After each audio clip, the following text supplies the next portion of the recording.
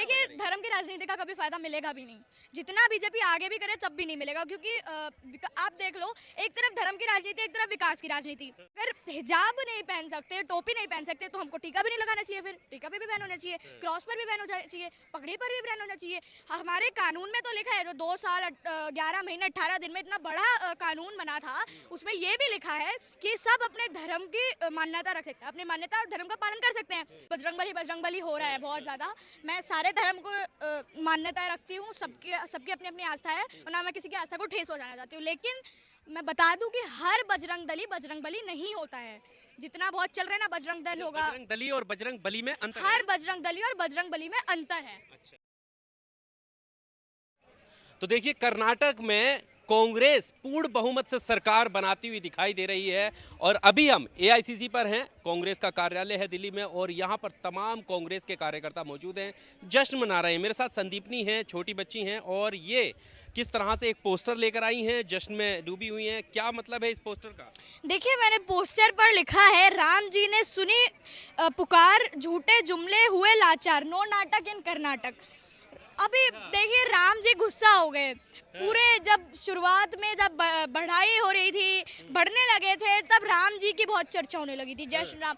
अब अचानक से जब पूरे बड़े हो गए राम जी की बदौलत, तो अब अलग नारा सुन लिया, कह रहे जय बजरंग बली बोलो। तो राम जी गुस्सा हो गए थोड़ा, तो उन्होंने पुकार भी सुन ली कि बेटा आप देख, मैं तेरे को बताता हूँ। तो अब रिजल्ट तो आपके सामने ही है। तो बजरंग बली का उन्होंने तो नारे लगाए थे, सभाओं में नारे लगाए थे, उसका फायदा नहीं मिला। देखिए, धर्म की राजनीति का कभी फायदा मिलेगा भी नहीं। जितना बीजेपी आगे भी करे तब भी नहीं मिलेगा, क्योंकि आप देख लो, एक तरफ धर्म की राजनीति, एक तरफ विकास की राजनीति।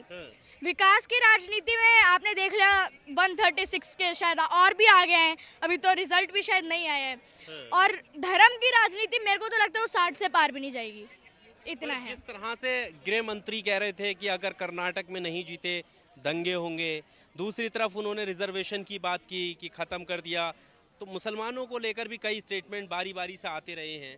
तो क्या लगता है कि अभी जो जीत मिल रही है उसकी प्रमुख वजह क्या है?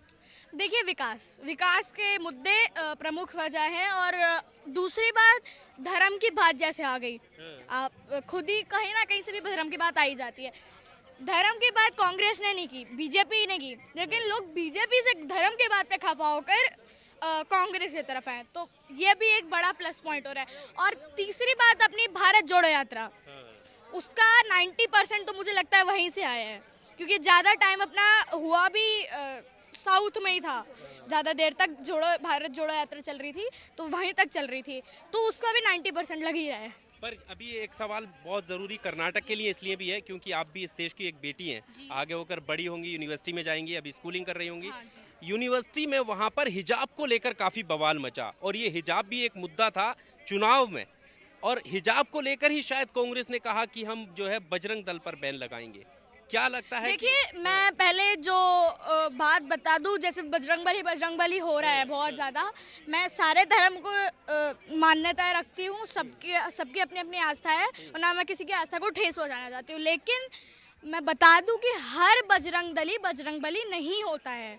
जितना बहुत चल रहा है ना, बजरंग दल होगा, बजरंग दली और बजरंग बली में अंतर हर है? बजरंग दली और बजरंग बली में अंतर है। अच्छा। तो ये बात है। और हाँ, जिस तरह से आपने बताया कि ऐसी हिजाब बातें हैं, हिजाब अगर देखिए, आप सरदारों को देखेंगे, वो पगड़ी पहनते हैं, उनके धर्म की बात है। और आप मुस्लिम्स देखेंगे तो कई मुस्लिम जो हमारे पुरुष होते हैं वो टोपी पहनते हैं और लड़कियां हिजाब पहनती हैं। हिंदू में हम टीका लगाते हैं और लड़कियां दुपट्टा करती हैं अपना, और क्रिश्चियन में वो एक अपना क्रॉस पहन के रखते हैं, और बाकी उनका ड्रेसिंग स्टाइल अपना अपना है। तो अगर हिजाब नहीं पहन सकते, टोपी नहीं पहन सकते, तो हमको टीका भी नहीं लगाना चाहिए। फिर टीका पे भी बैन होना चाहिए, क्रॉस पर भी बैन होना चाहिए, पगड़ी पर भी बैन होना चाहिए। हमारे कानून में तो लिखा है, जो 2 साल 11 महीने 18 दिन में इतना बड़ा कानून बना था, उसमें ये भी लिखा है कि सब अपने धर्म की मान्यता रख सकते हैं, अपनी मान्यता और धर्म का पालन कर सकते हैं, और अपना रहन सहन भी आपका अलग तरीका है, सब उस पर आपको जस्टिस है। हमारे प्रियम्बल में भी क्या लिखा है? जस्टिस, लिबर्टी, इक्वालिटी, फेटर्निटी, यही भी बात है। इक्वालिटी में आपको हर स्टेटस मिल जाएगा, जस्टिस में आपको कपड़े पहनने का, धर्म का पालन करने का वो है। तो हमारा तो जस्टिस हो ही नहीं रहा है।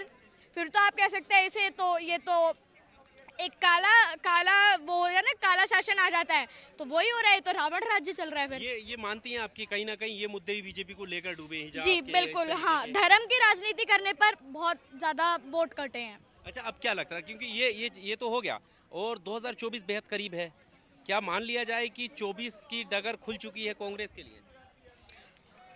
अभी लग तो यही रहा है, लेकिन अभी चेहरा देखने को हम बेताब हैं कि कौन 2024 में ऐसा चेहरा आएंगे। मेरे ख्याल से तो प्रियंका गांधी जी बहुत बड़े चेहरे हैं, वो भी शायद आए, क्योंकि राहुल जी के साथ तो अभी वो 8 साल तक तो नहीं आ सकते शायद, है ना, तो अभी उनको तो डिस्क्वालीफाई कर रखा है। लेकिन अपने जाल में फंसाकर जो कर लिया वो बात अलग है, लेकिन हाँ 2024 करीब है, डुबा के ले जाएगी जो धर्म की राजनीति। तरफ से जिस तरह से भारत जोड़ो यात्रा और मोहब्बत की दुकान नफरत के दौर में ये नारा उन्होंने दिया, क्योंकि नफरत ऐसी कि लिंचिंग और इस तरह की चीज़ें सामने आ रही थी, ऐसे में क्या लगता है कि कांग्रेस को आगे लाने के लिए ये जो नफरत की दुकान, मोहब्बत की जो दुकान है, ये काम कर गई? देखिए, मुझे तो अभी लगता है कि जादू जिस तरह से लोग कह रहे हैं कर्नाटका में हुआ है, तो जादूगर का तो अब हमारे को राजस्थान में देखने को मिलेगा। जादूगर का जादू तो राजस्थान में मिलेगा, लेकिन हाँ अगर ये लोग कह रहे हैं कि मोहब्बत की दुकान कर्नाटका में खुल चुकी है, तो मुझे तो लगता है मोहब्बत का शोरूम भी अब शायद राजस्थान में खुलेगा, मॉल खुलेंगे उसके। 24 में लग रहा है? 24 में बिल्कुल लग रहा है, चाहे हम प्रधानमंत्री के बतौर ना आए, लेकिन एक तरह से लोगों के दिलों में तो जिंदा है ना।